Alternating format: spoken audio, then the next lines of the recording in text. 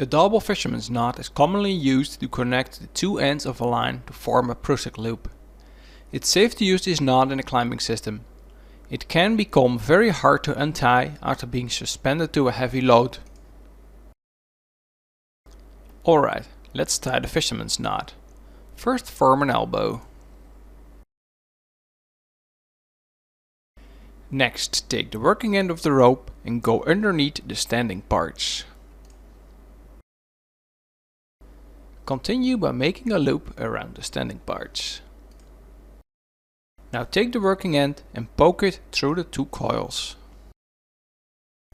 Pull it tight and set the knot. Make sure to leave enough excess cord so the end doesn't slip through the knot. Next we are going to repeat this knot on the opposite side.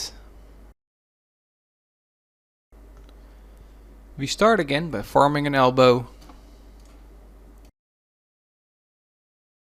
Take the working end and go underneath the standing parts to form a coil.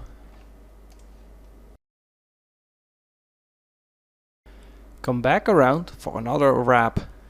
Then take the working end and poke it through the two coils again. Set the knot and make sure you leave enough excess cord on this side as well. Pull both ends of the line to firmly tug the two knots together. The more force is applied, the tighter the knots will set. Next we will show you step by step how to tie the double fisherman's knot.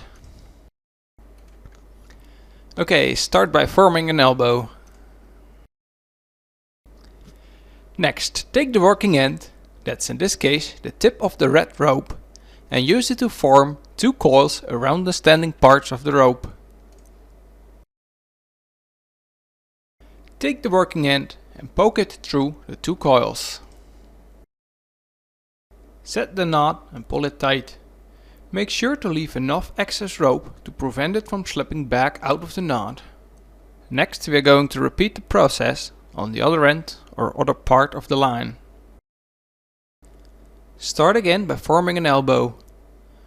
Continue by making the coils.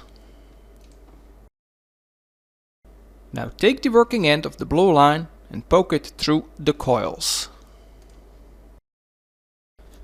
Set the knot and make sure there's enough excess rope sticking out of the knot. And there's the finished double fisherman's knot. Please give us a thumbs up as a way to thank us if you like what we are doing here.